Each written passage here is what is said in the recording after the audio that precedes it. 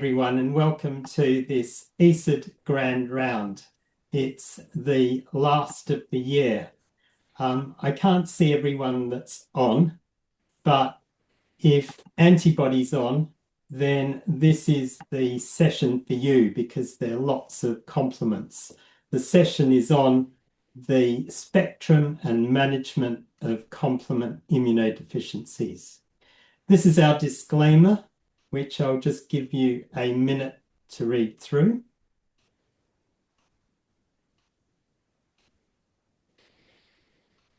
My name's Peter Arkwright. I'm a paediatric immunologist and I work in Manchester. And my co-chair for this grand round is Professor Andy Gennery, who I've known for Don't say. I think we're coming up to our 25th anniversary. At least. So Andy is in Newcastle and he's going to be co-moderating. So we have three really exciting talks by speakers spanning the continents. This is the program. We've got three talks and we will introduce the speakers as we go along. Just to let you know that the questions will be left to the end. We won't be answering questions after each talk. So we expect that all the questions will be left to the end. It's really important that you put your questions in the Q&A tab and not in the chat. So please, as the talks are going on, please add your questions that you come up with to the Q&A tab, and Andy and I will do our best to respond, to ask the speakers your questions. So without further ado, I'm going to hand on to Andy, who's going to introduce the first speaker. Thank you very much, Peter. And just a reminder, if you've got a question, put it in Q&A. If you put it in chat, we won't see it. It is my great pleasure to invite Professor Whitney Reid, who works at the Children's Hospital of Philadelphia, to talk to us about acute neuroinflammatory disease associated with complement factor I deficiency. She published just recently in JACI in June of this year, Loss of Function Complement Factor I Deficiency enriched among the Amish population. And I'm going to hand over to you, Whitney. Thank you very much. Thank you so much for having me, and thank you for that great introduction, Andy and Peter. I hope in the future I'll be able to meet you all in person, but virtually we'll have to do for now. So like they said, I am a junior faculty member at the Children's Hospital of Philadelphia over in Pennsylvania.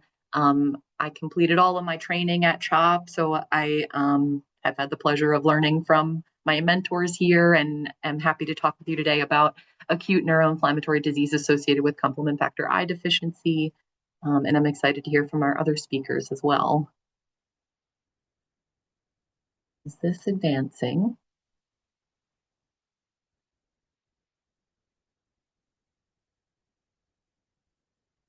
Oh. Okay, we got there. So I'll start with a case presentation,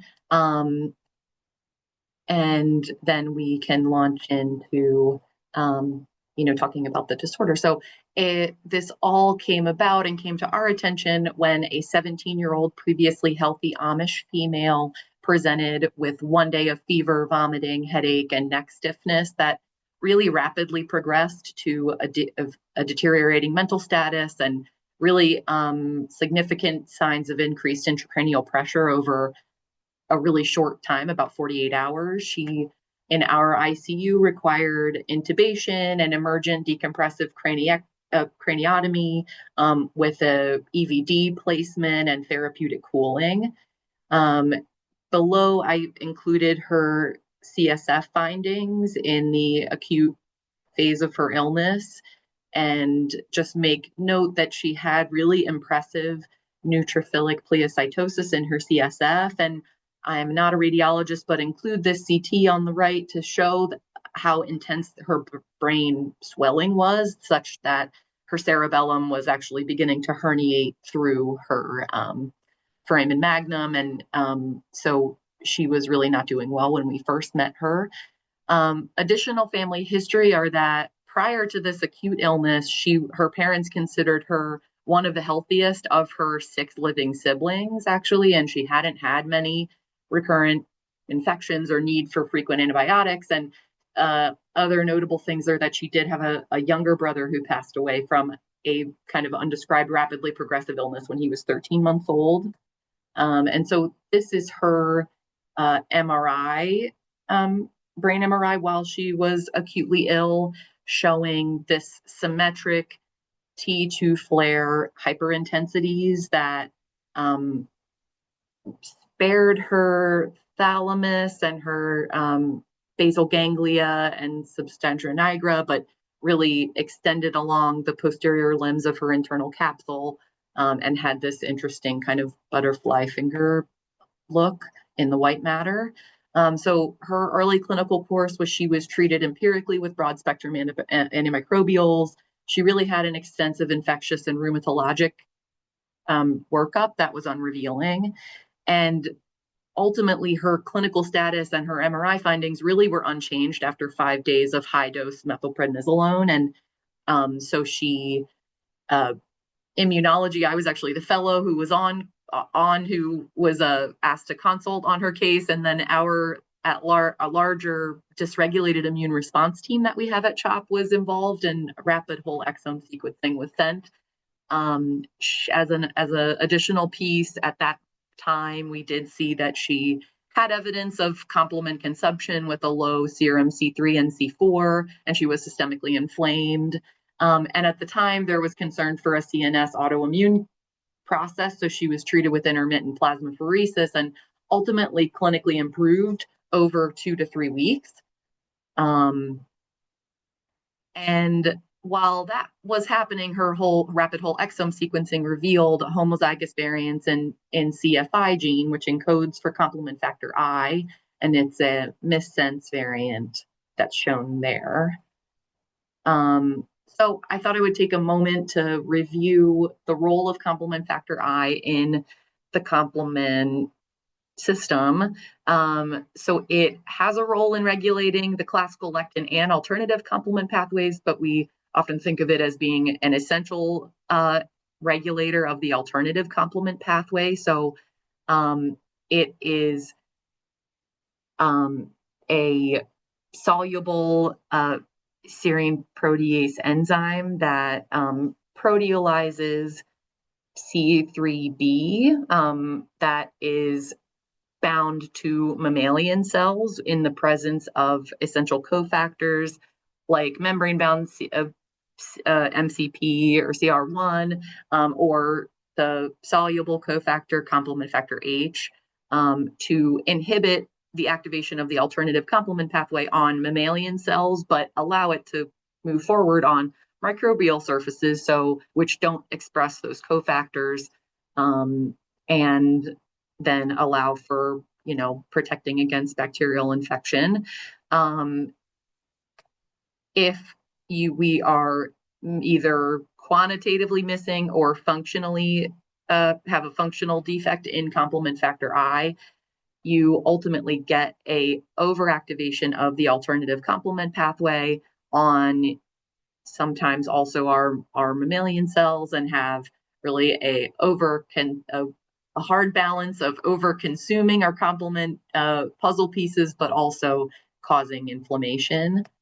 So back to the patient we were originally presented with, when she had her craniotomy due to her increased ICP, she did have a cerebellar biopsy that our pathologists at CHOP were able to stain for C3, and her brain images or her brain samples are on the left, and when compared to a control case of CFI sufficient immune competent infectious encephalopathy, you see that there is a really increased granular deposition of C3 on several of the small vessels in her cerebellum. indicating likely that there is a role of complement activation in her process, in her pathology. So once we were clued into this diagnosis, we did further complement phenotyping for her, and she, while acutely ill, like I showed already, had low serum C3 and C4, had undetectable factor B, undetectable factor I, a AH50 of 0, and a moderately low CH50. She, like I had mentioned before, was clinically improved, and actually was out of the ICU and was recovering on our neurology floor when she was really just on a very slow steroid taper. She had a recurrence of her symptoms, so developed acute onset fever, headache, emesis, and altered mental status. And having been clued into this diagnosis, we promptly treated her with eculizumab, which is a C5 inhibitor inhibiting the terminal complement pathway. And she had quick resolution of her symptoms within 24 hours and was able to go home fairly soon after that. We, for her, continued and ultimately gave her 4 doses of eculizumab weekly over a month, and then actually discontinued that for her. Gave her prophylactic antibiotics and hypervaccinated her for pneumococcus and meningococcus. And she now is actually doing quite well. I saw her a few months ago, and she's 4 years out from this happening, and she is a happy school teacher, completely unaffected by this, and it has not happened again for her. So a word, I know that we will talk about this more in our future, in our next talk as well, but ultimately, complement factor I deficiency presents this interesting conundrum of, in the normal state, we really need an equilibrium of this activation and inactivation of our alternative complement pathway. So, and complement factor I is an instrumental part of having that balance. So when we are missing that inhibition, we really get an overactivation and overconsumption, causing multiple of these problems that we're talking about today. And in our experience, and there are multiple ways to approach this, but in our experience, it seemed that the blockade of the terminal complement pathway was an effective way of treating this neuroinflammation that we observed, and that also has been true in other published cases. So I know our next speaker will do a much more in-depth review of all of the different clinical manifestations of complement factor I deficiency, but in brief, generally heterozygous variants have been associated with atypical HUS, age-related macular degeneration, and a case of recurrent aseptic meningitis. And then generally homozygous variants have been associated with invasive bacterial infections, likely due to the relative complement factor deficiency that you get with that overactivation, a range of neuroinflammatory presentations, which I'll talk more about, and a range of rheumatologic manifestations like lupus and other vasculitic conditions. So a word about the project I was involved in, and that was recently published, like was mentioned, is about this condition that we found to be quite common in the Amish population. So a quick word about the Amish are that they are Anabaptist Christians, meaning that they believe in adult baptism, and emigrated to the Pennsylvania area in the 18th century after fleeing Europe due to religious persecution. It started as really a founder population of less than 100 Swiss and German immigrants.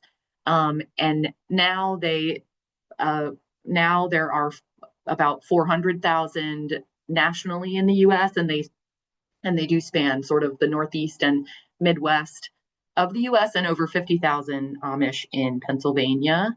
And because of founder effect and following endogamy, they do have several monogenic conditions that are highly enriched in their population.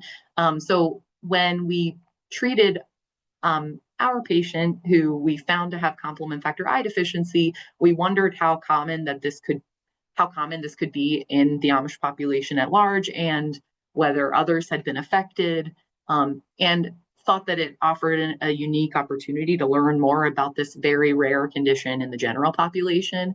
So we, working with the Clinic for Special Children, which is a local clinic in about an hour and a half outside of Philadelphia, where we are, who have an amazing connection to a genetic data. They house their own genetic database, but do a lot of amazing work in caring for the Amish population. And when we queried a genomic database of 682 Old Amish control exomes that is maintained by that clinic, we found only two non-synonymous CFI variants, one of which was the variant we had found in our patient, and another which was very common in the general population and very common in the Amish population, and with very sort of unconcerning CAD scores. So I would say unlikely to be affecting anything. So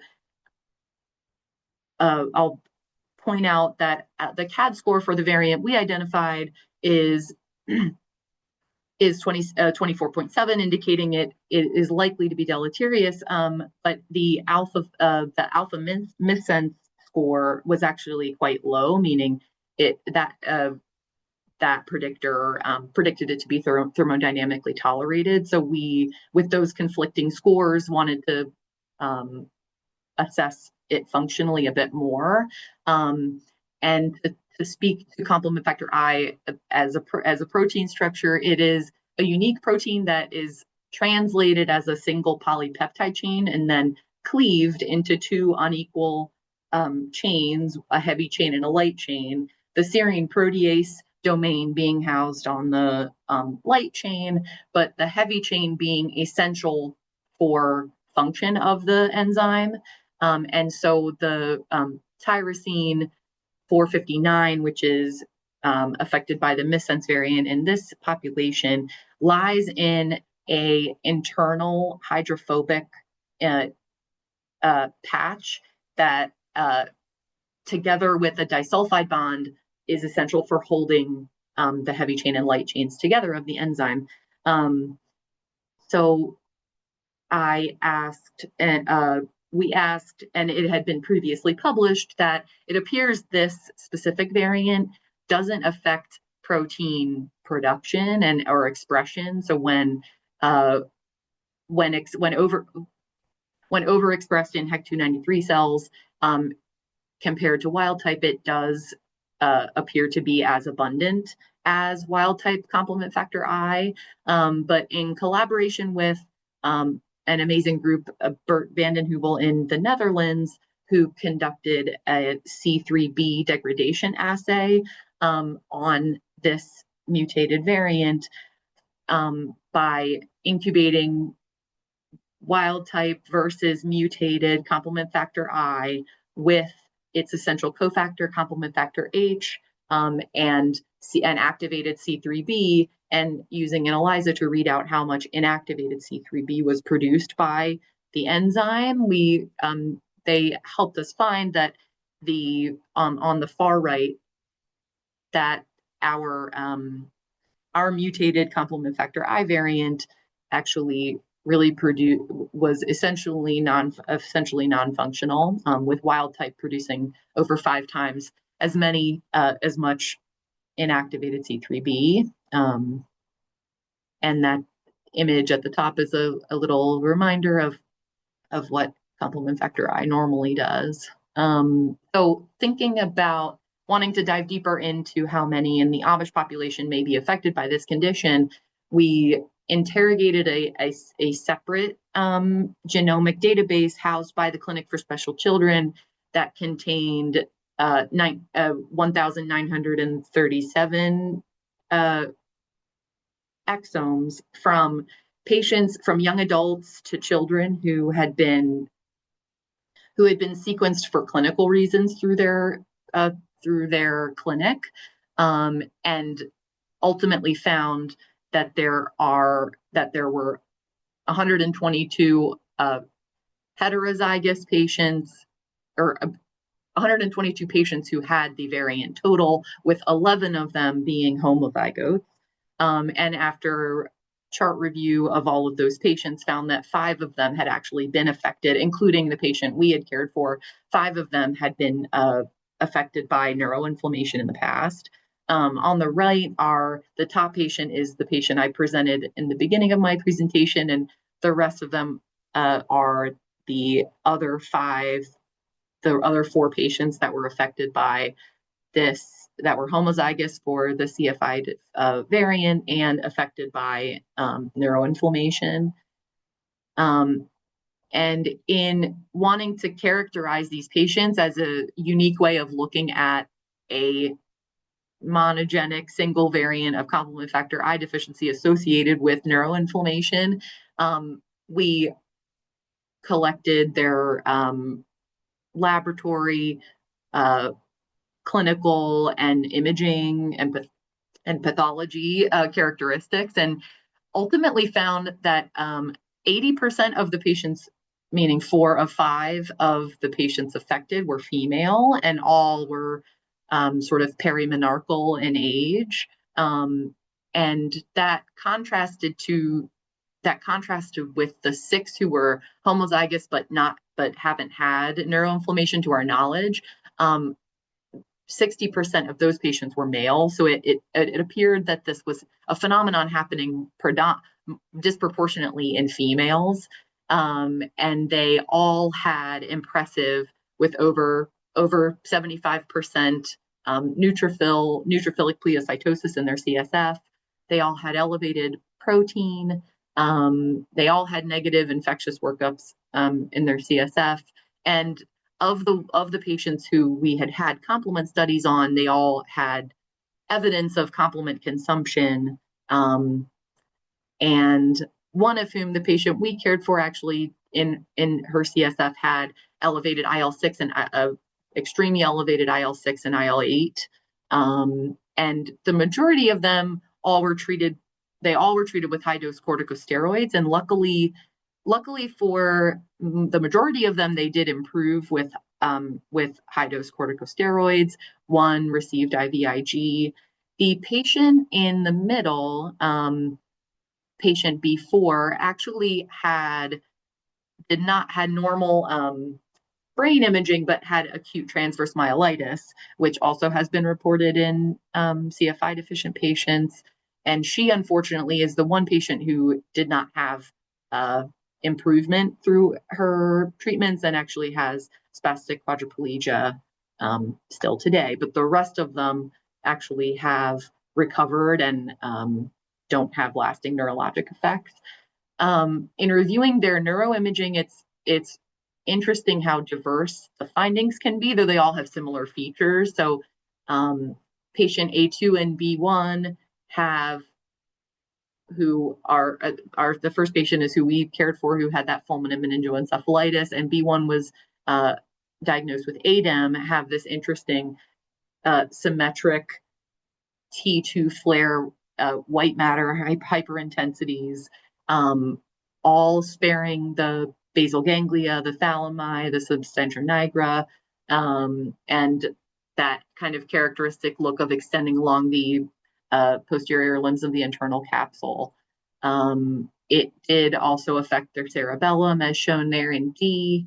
And then patients C1 and D1, who were also diagnosed with ADEM, had more asymmetric imaging that went along with more asymmetric symptoms. So it had sort of unilateral weakness along with their mental status change. And then B4 on the right shows the long segment white matter hyperintensity in the spinal cord.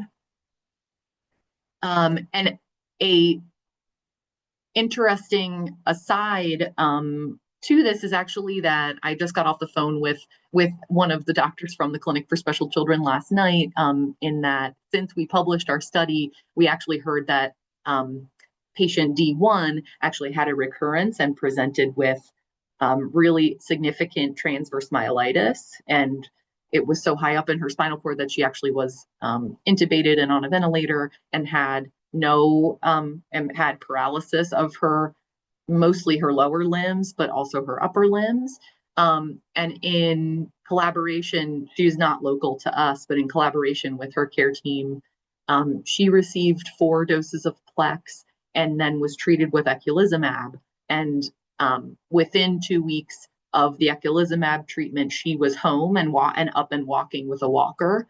So that, having not been involved in her care, but having knowing how usually significant the lasting effects of transverse myelitis can be, and knowing that seemed to turn it around for her fairly quickly is quite impressive.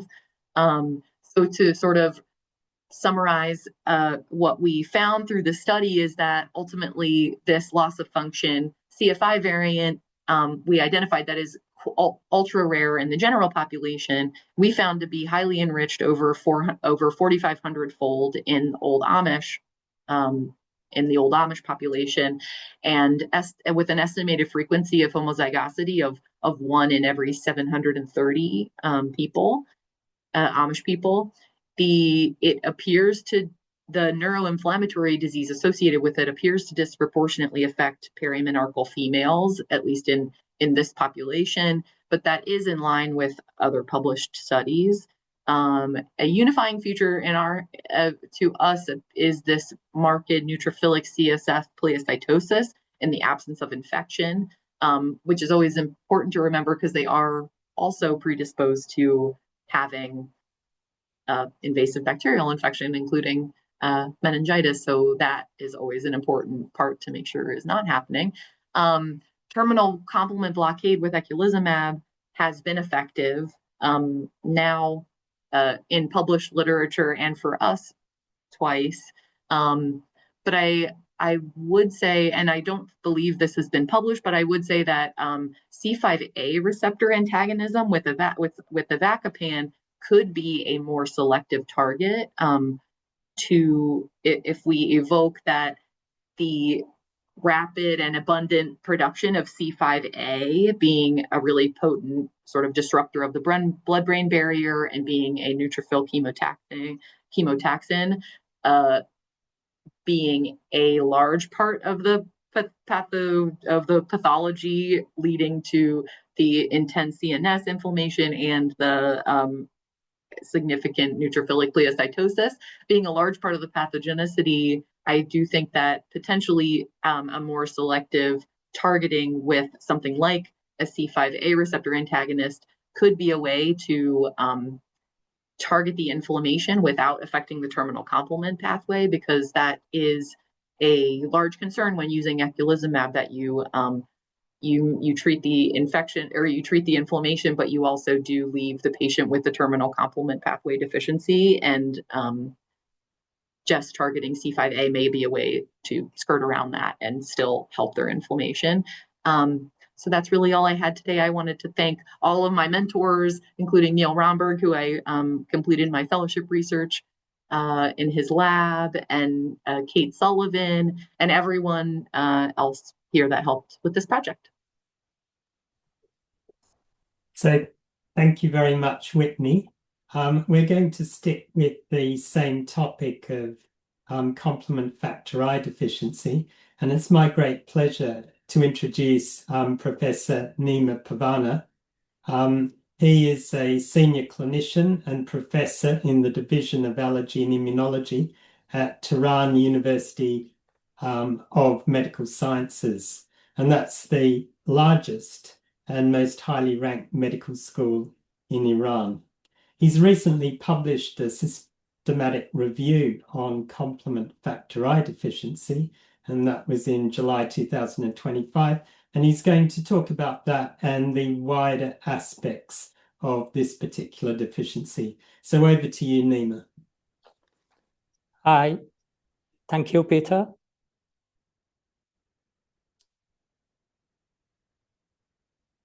Good afternoon. Today, I will present the clinical spectrum of complement factor I deficiency, starting with a specific family case study and expanding to a systematic review of the disease.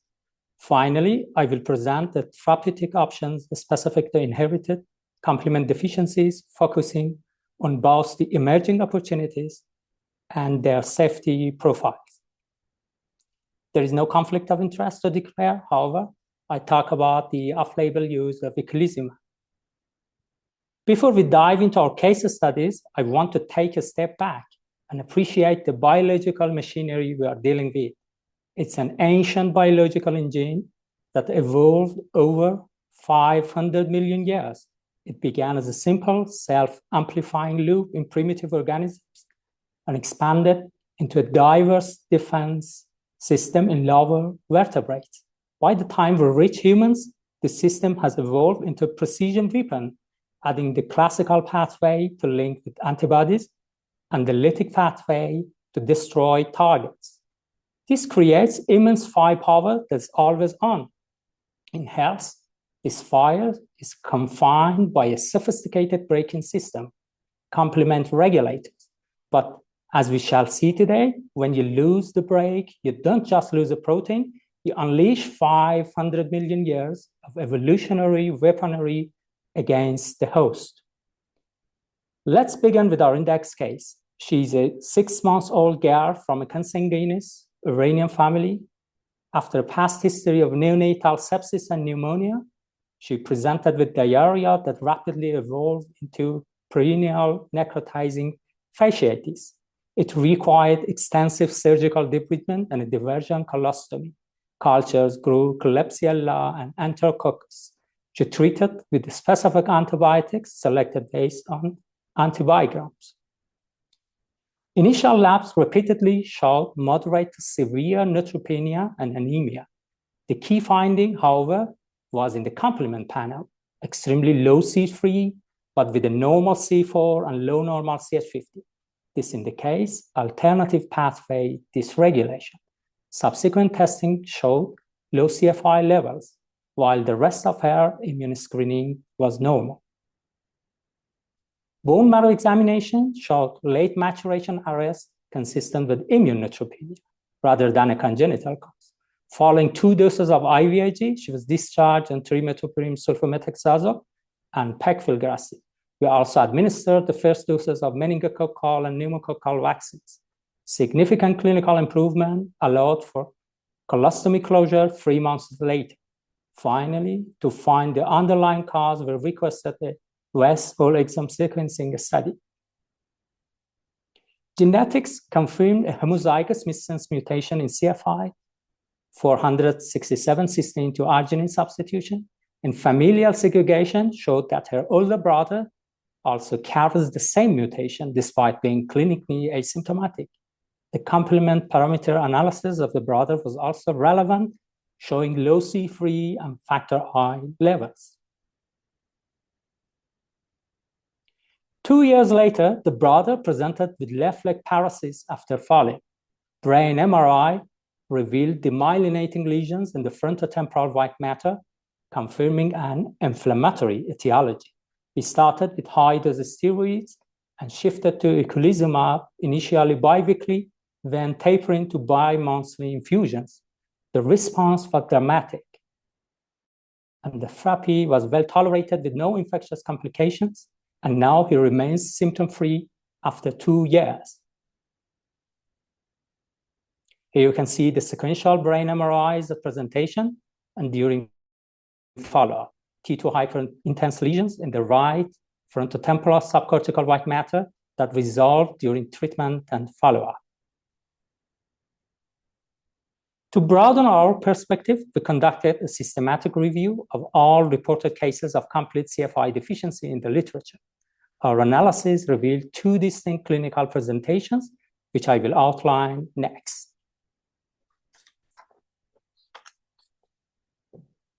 Whitney provided a lucid explanation of the mechanism. I will give a brief overview. CFI is a serine protease mainly produced by liver. In the presence of cofactors, CFI binds to C3b and C4b, leading to their cleavage into products that do not form C3 convertases. By regulating these processes, CFI inhibits further activation and amplification of the complement pathways. The absence of CFI leads to uncontrolled activation of the alternative pathway and results in consumptive deficiency of C3. So, Complete CFI deficiency essentially phenocopies primary C3 deficiency. Unsurprisingly, 75% of patients present with infections. The dominant pathogen is Neisseria meningitidis, seen in nearly 30% of cases. That is a direct consequence of membrane attack complex MAC failure. However, due to concurrent opsonization failure, we also see a broad spectrum of other organisms, including strep, staph, and gram-negative bacteria. While sepsis, pneumonia, and meningitis are most common, no organ is spared. Beyond infections, half of these patients suffer from immune dysregulation, with one-third developing rheumatologic diseases like vasculitis and SLE. Neuroinflammation followed at 22%, including conditions like ADEM and encephalitis. And renal involvement is seen in 16%, ranging from glomerulonephritis to end-stage renal disease.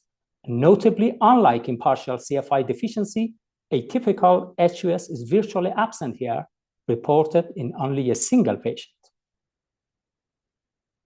Diagnostically, the triad of low C3, low CFI, and abnormal AH50 is highly consistent, appearing in over 90% of cases. However, CH50 is an unreliable screen as it can remain normal. Additionally, 6.5% of cases are missed by normal CFI levels. These patients require genetic confirmation. Finally, regarding treatment outcomes, corticosteroids remain the standard first-line therapy, yet they show only modest efficacy with frequent relapses upon tapering. Traditional immunosuppressives like cyclophosphamide and azathioprine yield variable results and carry significant toxicity risks. Mycophenolate specifically showed poor efficacy in renal involvement, while anakinra showed promise in neuroinflammation. Rituximab was associated with a slow recovery in one ADEM case. In contrast, eculizumab has been used in 3 severe cases of neuroinflammation with dramatic success. It appears to be the most effective rescue therapy. Now I shift from CFI deficiency to a broader sense of inherited complement deficiencies. Normally, the complement system maintains a delicate homeostasis, a balance between activation components and regulators. A deficiency in components or regulator overactivity tips the scale toward hypoactivation, whereas a regulator dysfunction or component overactivation tips the scale toward unchecked hyperactivation. But what are the clinical consequences of these disruptions? Based on the 2024 update of the IUIS classification of IAI, there are over 30 genetic forms of complement deficiencies. The clinical phenotype depends mainly on where the defect is located in the complement cascade. For distal deficiencies, the phenotype is purely infectious.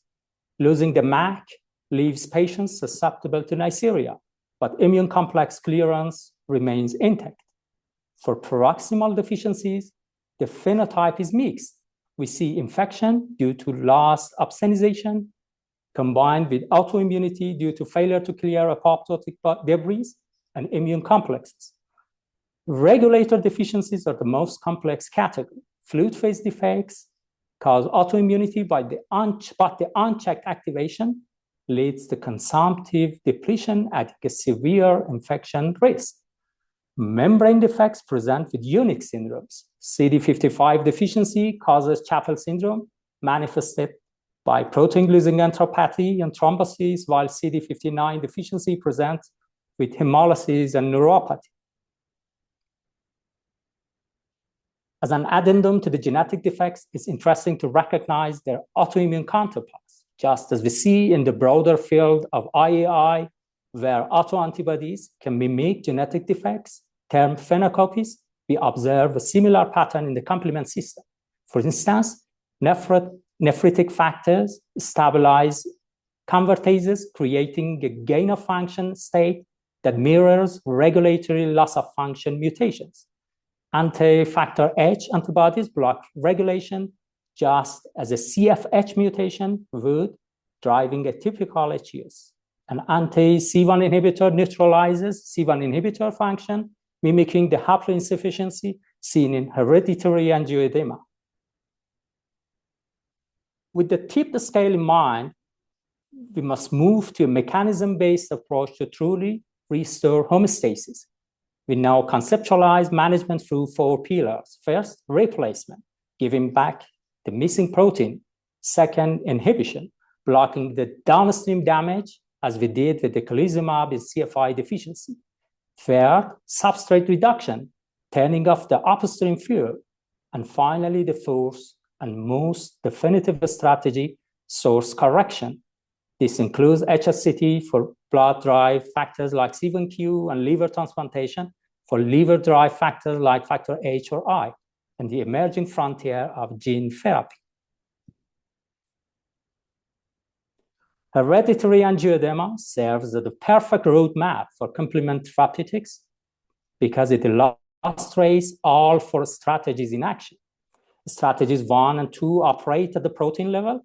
We either replace the missing C1 inhibitor or inhibit the downstream enzymes kallikrein and bradykinin.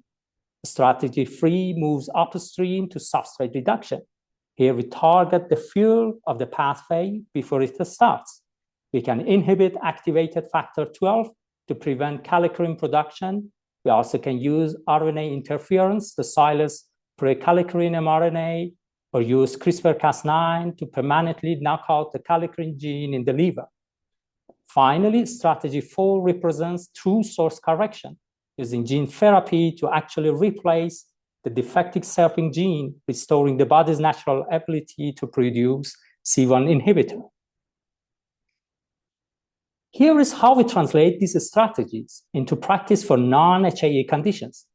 This table summarizes the current treatment strategies used for inherited complement deficiencies. For C1q deficiency, HSCT seems to be curative.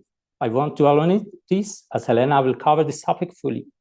In complete CFI deficiency, we can stabilize the patient with inhibitors such as eculizumab. As I have stated, a typical HUS is caused by loss of function mutations and regulators or gain of function mutations in C3 or factor B. For these conditions, inhibitors such as eculizumab or ravulizumab are approved, and liver transplantation is the source correction for liver-derived factors CFH and CFI. For surface defects like CD55 and CD59 deficiencies, we rely on inhibition using agents like tislelizumab or eculizumab to block the downstream damage. I will dive more into CD55 deficiency, specifically in the next slide. Chapel syndrome is a rare, life-threatening disorder caused by CD55 deficiency, characterized by complement hyperactivation, angiopathic thrombosis, and severe protein-losing enteropathy. Terminal complement inhibitors have been successfully utilized in this devastating disease. This table contrasts eculizumab, which has been the historical off-label standard, with tislelizumab, the first FDA-approved treatment for Chapel syndrome. The most significant shift for the patients is the mode of delivery. We move from biweekly intravenous eculizumab to a weekly subcutaneous injection with tislelizumab that allows for home administration. While eculizumab is effective, tislelizumab showed a 100% success rate in normalizing serum albumin. Tislelizumab maintains efficacy across all genotypes, while some C5 polymorphisms have shown resistance to eculizumab. And finally, the safety profiles are comparable. Both drugs are well tolerated with no breakthrough infections during the follow-up. Expanding beyond the distal C5 inhibitors we have discussed, such as eculizumab and tislelizumab, this diagram maps our full therapeutic toolkit, including upstream targets like C1s, factor B, and C3, collectively known as proximal inhibitors. Proximal inhibitors have not yet been studied specifically for inherited complement deficiencies, while these agents are expanding our options for other complement-mediated diseases. Their role in genetic defects like CFI deficiency remains a potential avenue that we might explore in the future. The distinction between paroxysmal and distal inhibition is critical because where we block the cascade fundamentally dictates the patient's safety profile, a concept we'll look at closely in the next slide. Besides, on the shift toward mechanism-based inhibition, it's crucial to address the safety profile. The risk changes depending on where we block the cascade. Terminal inhibition blocks the MAC, specifically increasing the risk of Neisseria. So vaccination is mandatory and antibiotic prophylaxis is often used as a safety net. Paroxysmal inhibition that is used more recently produces more profound immunodeficiency. By blocking C3, we lose opsonization, leaving patients vulnerable to all encapsulated bacteria, including pneumococcus. For these patients, broad vaccination and strict antibiotic prophylaxis are necessary. And finally, beware of the rebound phenomenon that is specific to proximal inhibitors. If a patient abruptly stops an inhibitor, the accumulated precursors can cause a fulminant explosion of activity, far worse than the original disease state. For example, the development of severe hemolysis in the setting of PNH, paroxysmal nocturnal hemoglobinuria. And to conclude, we have transitioned from broad immunosuppression to mechanism-based precision for inherited complement deficiencies. Whether replacing a protein or inhibiting a pathway, we now target the cause, not just the symptom. However, this efficacy requires vigilance.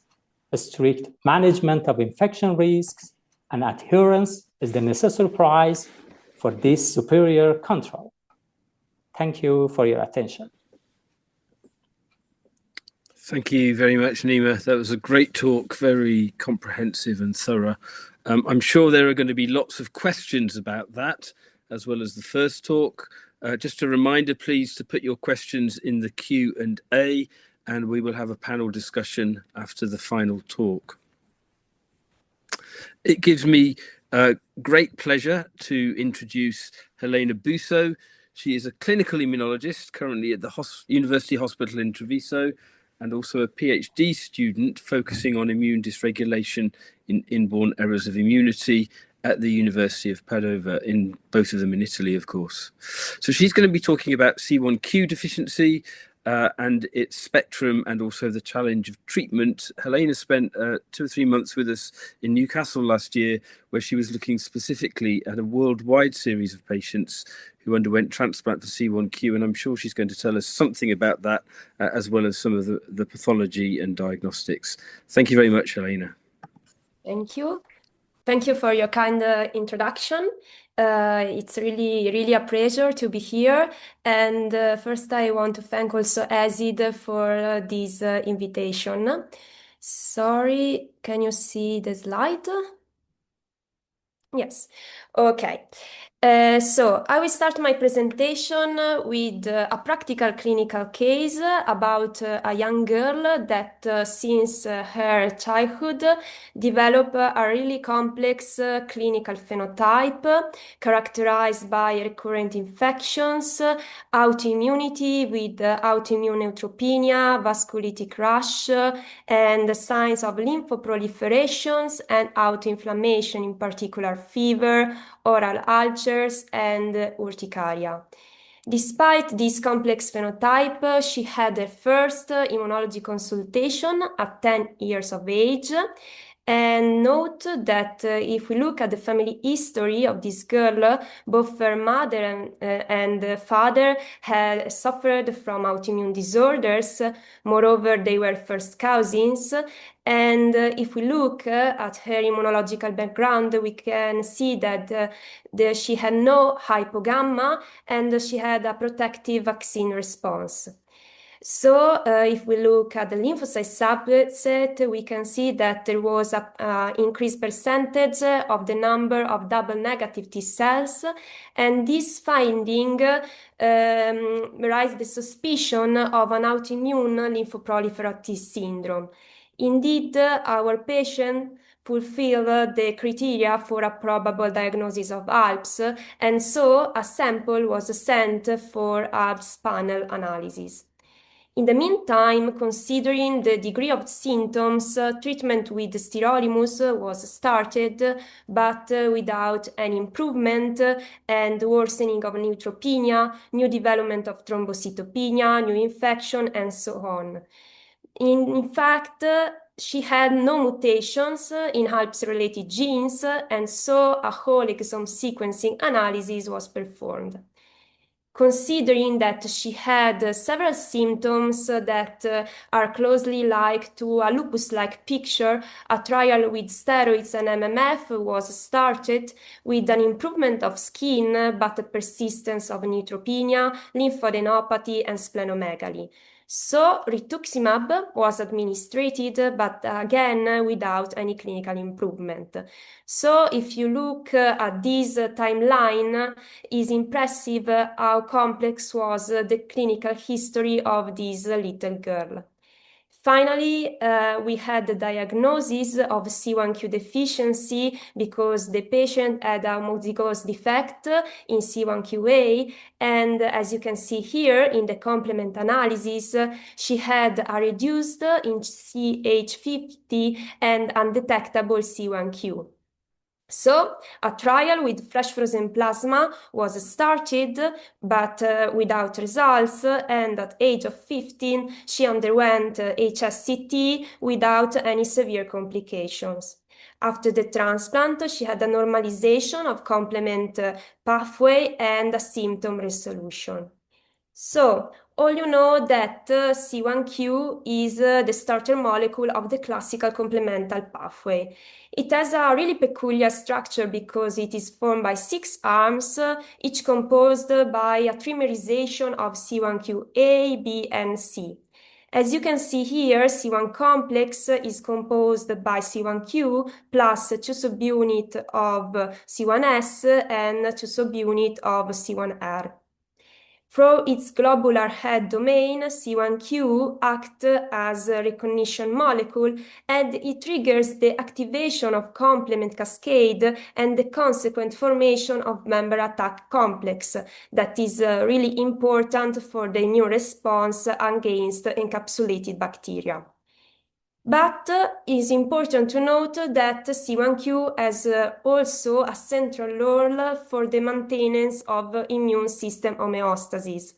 Indeed, it is involved in the clearance of immune complexes and apoptotic cells, promoting the function of monocytes and macrophages. It has also a suppressive effect on autoreactive CD8 lymphocytes, and it inhibits the release of pro-inflammatory cytokines. So, as you can see here in this picture, in case of C1q impairment, there will be an accumulation of self-antigens and a consequent hyperactivation of immune system, in particular of dendritic cells, that will secrete a large amount of interferon alpha, all leads to the development of autoimmunity. A B allelic defect in one of the 3 C1q genes, so C1q A, B, and C, leads to C1q deficiency. That is a very rare inborn error of immunity with less than 100 of cases reported so far. Here in this slide, you can see all the variants that have been described till now in literature, and note that a no-sense variant in C1qa is the most frequent genetic abnormality. In terms of clinical phenotype, it's important to underline that it is extremely variable, both in terms of degree severity, disease severity, because several cases are still asymptomatic, but also there is an extremely variable disease manifestations. So on one hand, we have an increased susceptibility to bacterial infections, and on the other hand, several kinds of autoimmune manifestations. Here in the picture, you can see different kind of autoimmune manifestations, and note that several symptoms are really closely like to a lupus-like picture. In particular, the mucocutaneous involvement with malar rash, oral ulcers, alopecia, but also the possible involvement of central nervous system and of the kidneys. Indeed, if we categorize C1q deficient patients according to the number of ACR criteria for the classification of lupus, 80% of them can be classified as lupus or lupus-like syndrome. However, there are several differences. First, the younger age at symptoms presentations, but also the higher disease severity, with 20% case fatality before the age of 20.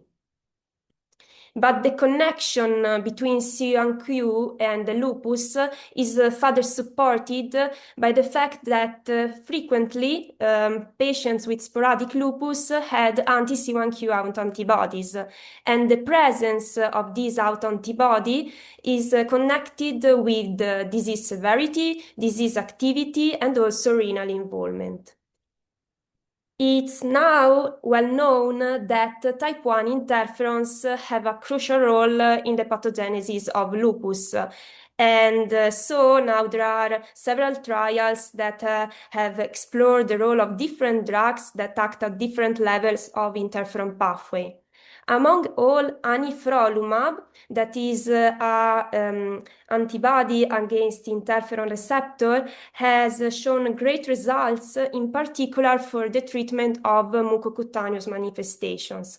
And so it was recently approved by Food and Drug Administration and included in the latest guideline for the treatment of lupus. But as I have already mentioned, there is also a close relationship between C1q and interferon. Indeed, as we can see here, C1q deficient patients had a higher signature, interferon signature, and if we compare the interferon score of C1q deficient patients with the interferon score of other interferonopathy, we can see that the levels are comparable. So these findings argue the classification of C1q deficiency among the expanding family of Mendelian type 1 interferonopathy. So, to summarize, C1q sits at a unique crossroad between complement deficiency, monogenic lupus, and Mendelian type 1 interferonopathy. Talking about treatments, is important to balance the risk of infections with the need to control immune dysregulation. So antibiotic prophylaxis is frequently employed, and also flash frozen plasma infusions to temporarily increase C1q levels. However, it rarely obtains a sustained benefits. Here in this slide, you can see different drugs that have been employed for the treatment of immune dysregulation. Note that these drugs act at a different level, and note that among all, JAK inhibitors and anifrolumab may be a target therapy for interferon. So until now in literature there are just some cases talking about the use of JAK inhibitors, and in some of them there was really a wonderful effect in terms of the control of mucocutaneous manifestation, how you can see here in the picture. However, there are other cases in whom the baricitinib was not so effective, and even there was a fatal outcome. Recently, there was the first case of a C1q deficient patient treated with anifrolumab, and as you can see here in the picture, it was effective, the treatment of mucocutaneous manifestation. But it's important to note that none of these treatments can be curative. So I will now move to talk about the hematopoietic stem cell transplantation, starting from a brief historical overview. In 1977, there was the first C1q deficient patient reported. And 9 years later, there was an important discovery. So the fact that C1q, differently from other complement proteins, is produced by monocytes. This finding opened the doors to the idea of the use of hematopoietic stem cell transplantation as a potential curative option. So in 2001, the first transplantation was performed in a C1q deficient mice with success, and 10 years later, the first child with C1q deficiency underwent transplantation with normalization of C1q level, but unfortunately, after 4 months, the child died due to transplant-related complications. After this case, 3 more children were transplanted, and in all of them, transplant leads to autoimmune symptoms resolution and possible discontinuation of immunosuppressive treatments. So on this background, we have conducted our retrospective studies that aim to define the outcome of HSCT for C1q deficiency, describing the real-world evidence. The study included 18 patients coming from 11 referral centers in the world. 14 of them were previously unreported, and 2 out of the 4 reported cases were updated. Here in this graph, you can see the main clinical manifestations, and note that 100% of our patients had monocutaneous involvement, associated with neurological involvement in almost 30%, and with renal involvement in just 10%. For disease manifestations, all patients before transplant were treated with steroids and different kinds of immunosuppressors, associated with antibiotic prophylaxis in 7 and with fresh frozen plasma in 8. The indication for transplant was the persistence of symptoms despite the ongoing treatments in 17, and the early development of a mild lymphoma in 1 patient. 20 transplants were performed in total because 2 patients had 2 transplantation. And note that the median age of transplant was 10 years, with a median time since symptoms onset of 7 years. Here you can see that our cohort was highly heterogeneous, with different kind of donors, different kind of stem cell source, and also different kind of conditioning: myeloablative in 3, reduced toxicity in 8, and reduced intensity in 9. After the transplant, 11 patients had a complete resolution of autoimmune features, with possible discontinuation of immunosuppressive treatments. In 3, there was a second graft failure, and unfortunately, 5 patients died due to transplant-related complications. The overall survival at 2 years was 71%, and the event-free survival at 2 years was 59%. Here you can see the details about patients that died because of the transplant, and I cannot go into details because of time, but note that 3 out of 5 had a very severe disorder with an involvement of central nervous system in 3, associated with an glomerulonephritis in 2. On this basis, we have decided to categorize our patient in severe and non-severe, and like in lupus, we had used the presence of neurological and/or renal involvement as a sign of severe disorder. As you can see in the graph, the severe disease group had the worst overall survival, that was just 40%. These data, I think, are very important because emphasize the challenge of transplant, in particular the challenge of patient selection. So on one hand, we have to transplant patients early before the development of organ damage, but on the other hand, only patients with severe phenotypes have to be in transplant because of the transplant-related risk. So on this basis, I think it's important to have possible predictors of disease severity. And for that reason, we have looked in literature the autoimmune profile of C1q deficient patient reported. And even if these data have to be interpreted with caution because of the retrospective nature and the lack of standardization, we have found an association between anti-Rho antibodies and central nervous system involvement, and anti-RNP and anti-DNA and autoantibodies and renal involvement. Note that, interestingly, in literature, anti-Rho autoantibodies were already connected with the level of interferon alpha. So this finding, I think, sustained the possible role of anti-Rho autoantibodies as a marker of interferon dysregulation. So to conclude, C1q deficiency has a complex phenotype that ranges from immune deficiency to immune dysregulation, with a clinical picture that resembles a lupus.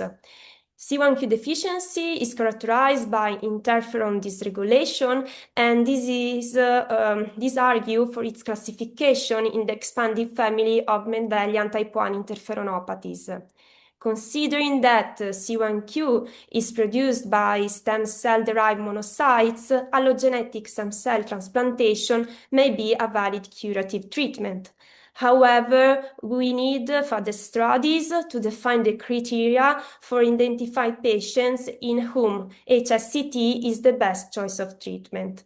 And I want to conclude with a special thanks to Professor Andrew Gennery and for his guidance, and to all the centers that have contributed to this important study, and to all my colleagues in Cafoncello Hospital in Treviso. Thank you.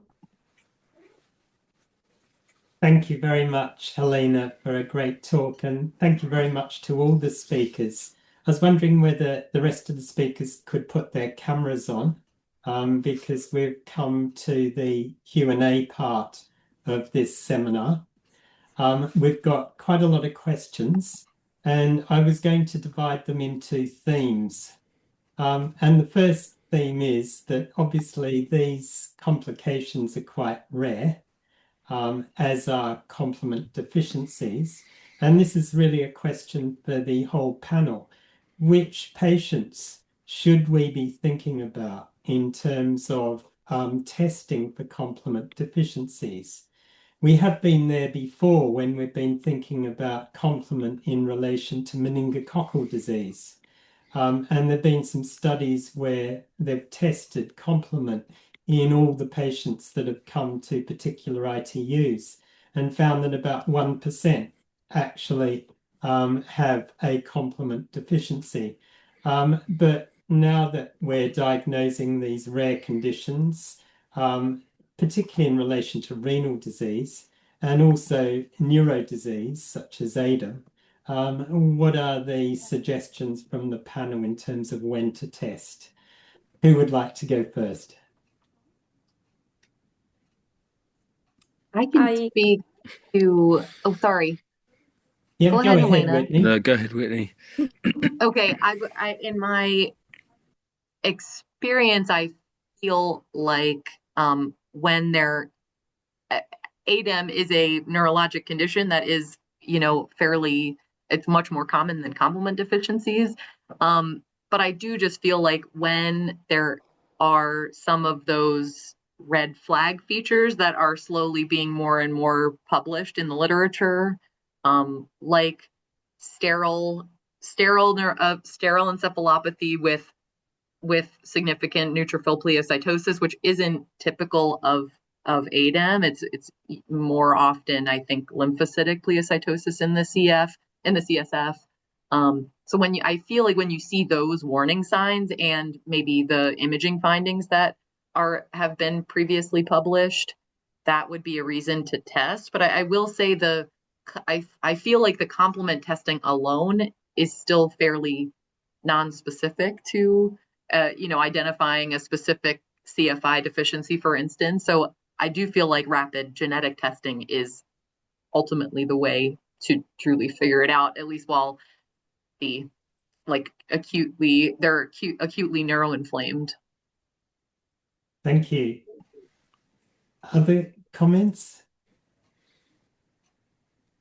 So Whitney, Nima, you have a question or a comment? Yeah. In my opinion, we can categorize the indications for complement system workup into 3 groups. First, infectious indications. Second, recurrent angioedema in favor of hereditary angioedema. And a large group of immune dysregulatory disorders, such as autoimmune diseases, especially in the infancy and small children, chronic nephritis, thrombotic microangiopathies, even inflammatory eye disease, protein losing enteropathy, recurrent Guillain-Barré syndrome, and chronic hemolysis and thrombosis are the scope of indications that mandate complement system workup. Andy, did you have something to add? Yeah, I was just going to ask Whitney, actually, because to my mind, the complement function tests aren't that difficult to get hold of. I know you need to get them to the laboratory fairly quickly in order to be sure that you've got an accurate result. But I wonder, actually, if given that it's a test that's not that difficult to get and that you can get a result fairly quickly. I accept, in an acute situation, the result may be quite difficult to interpret. But once the patient's stabilized, surely that's, something that we should be considering on maybe more patients as we learn more about the associations of complement deficiency in some of these autoimmune diseases or autoinflammatory diseases. I do totally agree. I think I meant more that you should. I totally agree that you should definitely screen. I think I meant more that it may not lead you to the specific diagnosis, but in that, like, you'll see complement consumption and you'll see like changes in the factors. But I do, for instance, in the patient we cared for, she had, when we sent the clinical test, undetectable serum factor I, I suspect just in our other laboratory follow-up that she may have had had expression of factor I, but just wasn't functional. So that's really what I meant. But I totally agree that it's an easy enough test to send that when we see these patients that it should be sent. Just on that point, there are 2 questions in the chat related to diagnostic tests, which Andy and Whitney you've already started to allude to. In terms of the patients we've seen in the UK, we used to rely more on functional tests, and actually we were testing for a number of factors, and C5 tended to come up as low. And actually, when we got the genetics back, we found that they didn't have a C5 deficiency at all. They had one of the inhibitory complement component factor deficiencies, and the factor 5 was low as a secondary phenomena.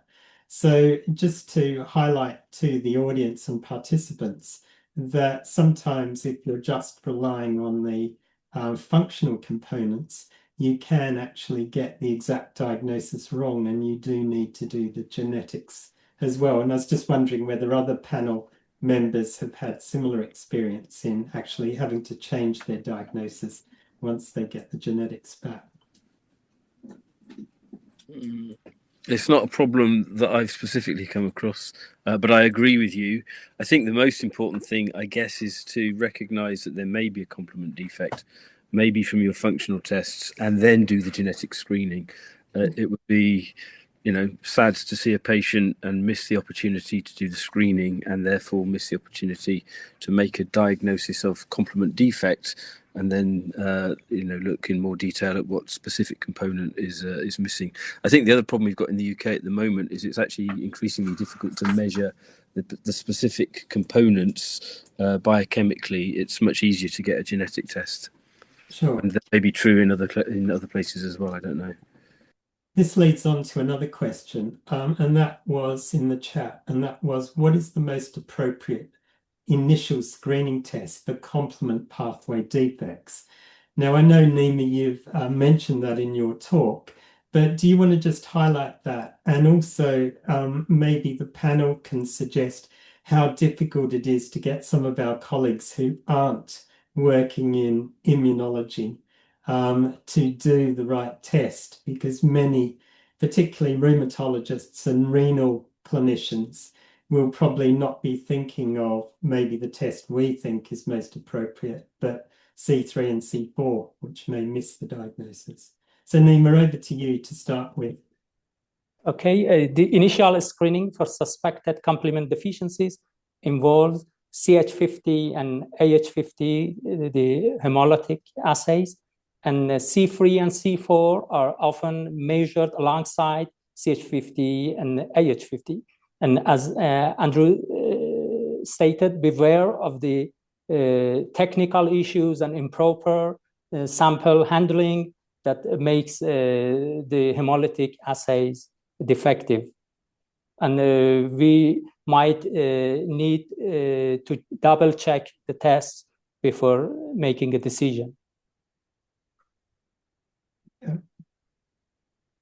Who else wants to add to those comments?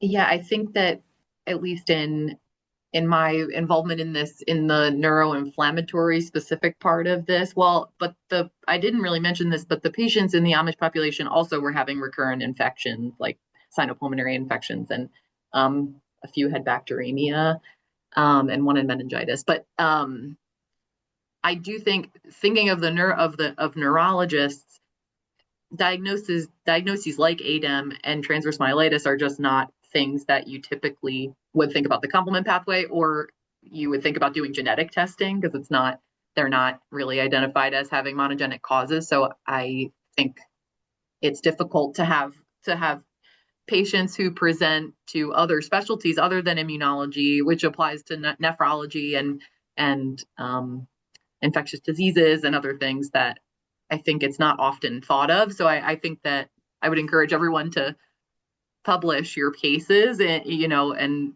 so just try to increase awareness to think about these things. Yeah. Helena, do you want to come in terms of dealing with sort of other colleagues in other subspecialties such as nephrology? Do you think they're pretty well on the ball in terms of diagnosing patients with complement deficiency, and how can we help them to think about these diseases? I think that in particular for C1q deficiency, there are some red flags that may raise the suspicion of something different from a lupus.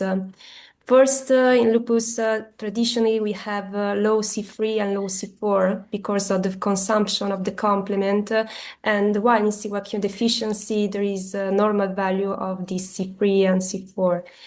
And also, I think, as I've mentioned, the early age presentations, and also the fact that they have a really difficult clinical history, as I've shown in one case, with no response to traditional immunosuppressive therapy. And all of these red flags may raise the suspect to both rheumatologists and nephrology that there is something different, I think, something more behind this case. And yes. Okay, thank you. So I suppose the message from that before we move on is the key tests, functional tests, CH50 or 100 and the AP 50 or 100, and not the specific components, and sometimes they may be abnormal. And make sure you get a free-flowing sample, particularly in young children. If the sample clots, then you may get an abnormal relatively low result. Andy, you've got another point you wanted to Well, first of all, Peter, I absolutely agree with you, of course. But secondly, I think the other point is about talking to other specialties. And, it's a problem that we're finding increasingly these days as we recognize that organ systems that might come under other specialists are actually important to us as immunologists because of the underlying genetics. And I would just encourage people to go and talk to their subspecialties. There was an ESID focus meeting just last month in Vienna where we were talking to hematologists about the hematological aspects of all sorts of primary immune deficiencies. And I think complement is another example of immune deficiency, which can affect many different organs and won't naturally necessarily present to us as immunologists, but rather will be in other specialties. So go and talk and make friends with your neurologists, nephrologists, and whatever, rheumatologists, because you might find more patients coming your way. Yeah, a great take-home message, Andy. So this is more of a theoretical one because I'm not sure we've actually got the data or information, but maybe we do. One of the people in the chat said, well, if these factors are always low, what is actually triggering these episodes and why is it episodic rather than sort of being there all the time? And I suppose there are various triggers. Whitney in the Amish has found that it's mainly females that have problems. And is it infections? What do the panel think?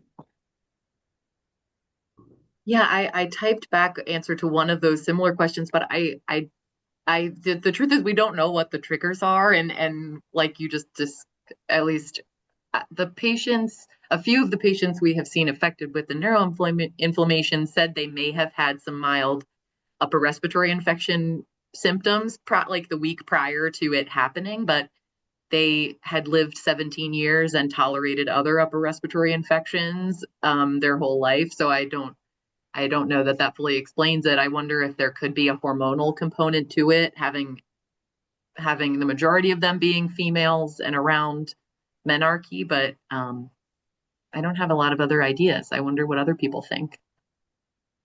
Okay. Any other thoughts?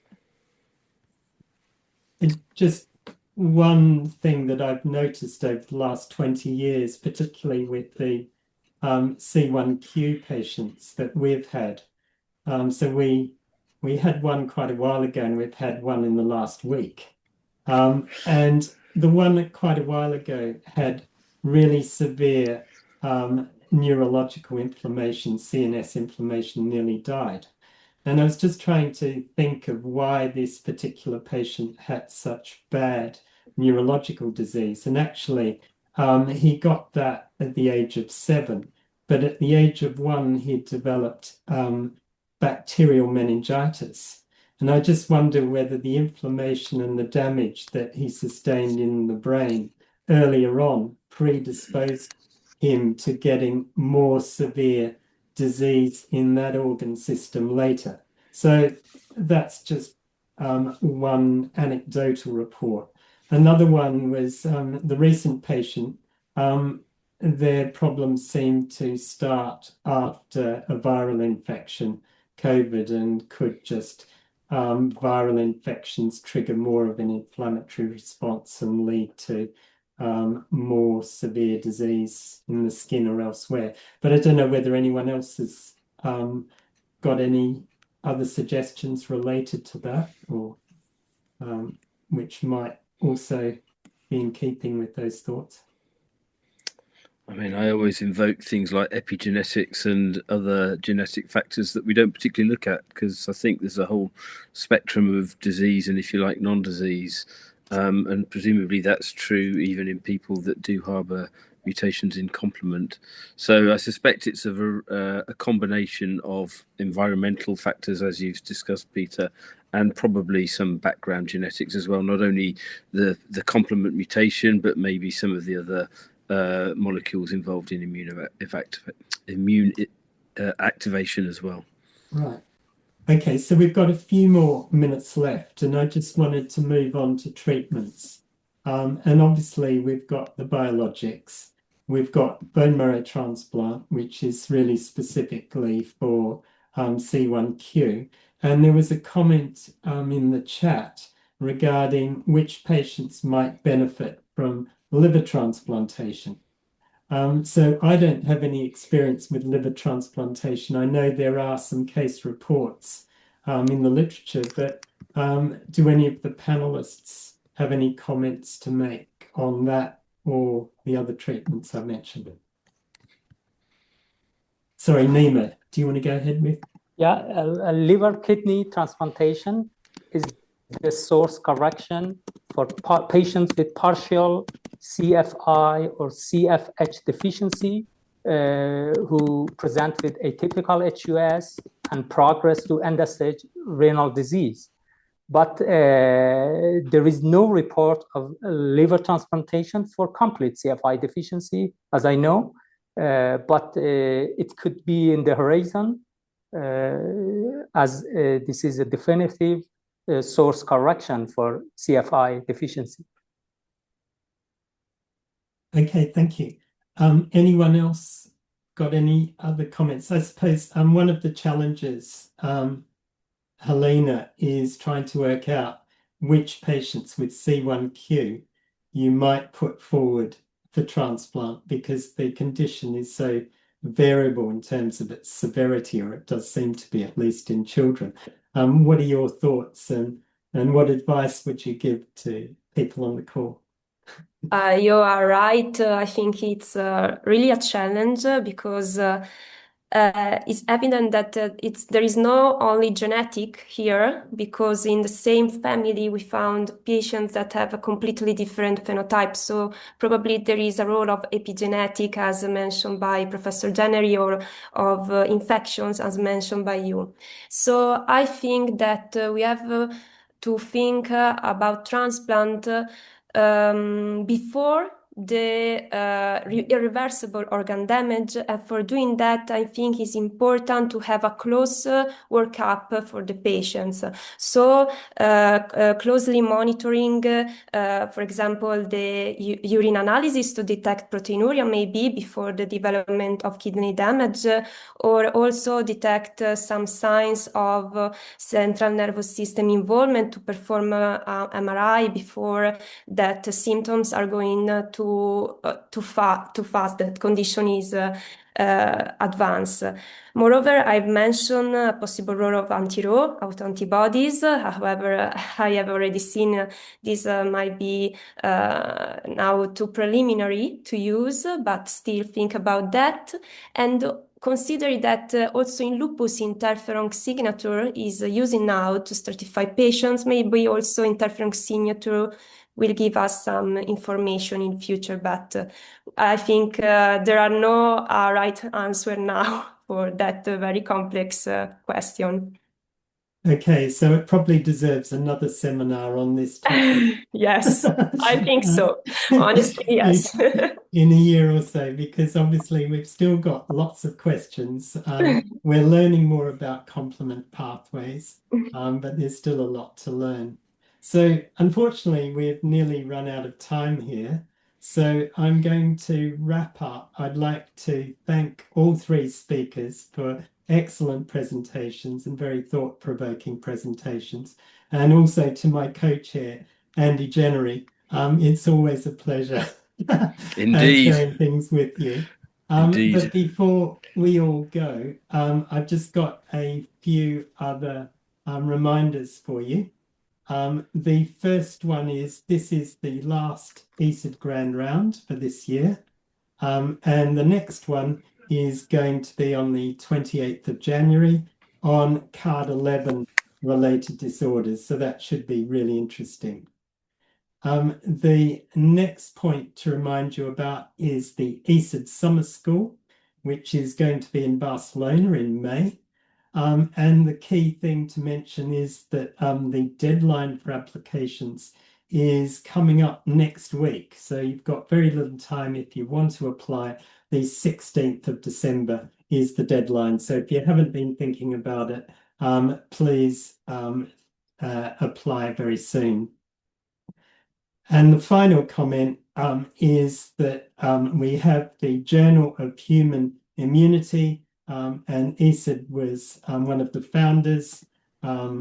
Jean-Laurent Casanova is the editor-in-chief, and Megan Cooper, the deputy editor. The first issue is already out, but we're encouraging you to submit papers to GHI. So it just leaves me to thank again all the speakers, plus my co-chair, to wish you all the best for the festive season and to an exciting 2026. And we'll see you then. Bye for now. Thanks, Peter, and thank you to the panelists. Really interesting talks. And also to those that were listening and the interesting questions. Thank you.